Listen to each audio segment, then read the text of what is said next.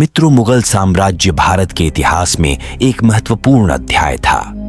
मुगल साम्राज्य के कुछ शासकों ने अपनी सत्ता को बनाए रखने के लिए हिंदू नारियों पर अत्याचार किए थे।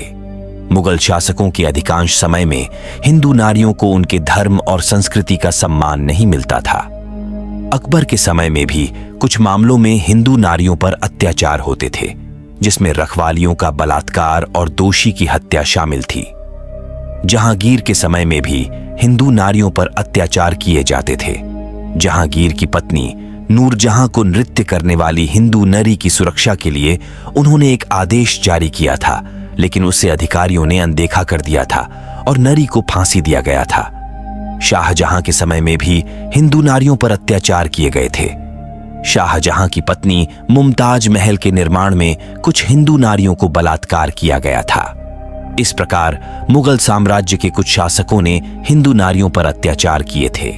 हालांकि यह सत्य है कि अधिकांश मुगल शासकों ने इस तरह के अत्याचारों को नहीं समर्थन किया था और उन्होंने इसे रोकने के लिए कई कदम भी उठाए थे। उनमें से एक उदाहरण है अकबर का दिन इलाही धर्म, जो एक समझौतापूर्ण धर्म था जिसमें सभी धर्मों के लोगों को समान अधिकार मिलते थे। अकबर ने इस धर्म के तहत लड़कियों की शादी के लिए प्रतियोगिता का आयोजन किया था, जिससे उनकी शादी के आयोजन में कोई भेदभाव नहीं था। इसके अलावा जहांगीर के बेटे और उत्तराधिकारी शाहजहां ने अपने समय में एक स्त्री संरक्षण विभाग की स्थापना की थी, जो हिंदू नारियों की सुरक्षा के लिए बनाया गया था। इसलिए मुगल साम्राज्य में हुए हिंदू नारियों पर अत्याचार को एक समग्र दृष्टिकोण से देखना जरूरी है। यह सत्य है कि कुछ मुगल शासक ने हिंदू नारियों पर अत्याचार किंवदंतियों से व्याप्त कुछ अत्याचार किए थे, लेकिन इसके अलावा बहुत से शासकों ने उन्हें समर्थन नहीं किया था और उन्होंने हिंदू नारियों के सम्मान और अधिकारों की रक्षा की।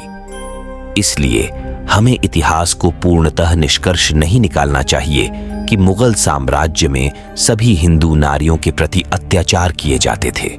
इसके अलावा यह भी सत्य है कि भारतीय इतिहास में मुगल साम्राज्य एक महत्वपूर्ण अध्याय है और उसके शासकों ने समाज, संस्कृति, कला, विज्ञान और अर्थव्यवस्था के कई क्षेत्रों में बड़े संवैधानिक और सामाजिक उन्नयन के कदम उठाए थे। इसलिए हमें उनकी अत्याचार के साथ साथ उनकी सभी योगदानों को भी समझना चाहिए। इसी तरह के वीडियो देखने के लिए हमारे चैनल को सब्सक्राइब जरूर करें।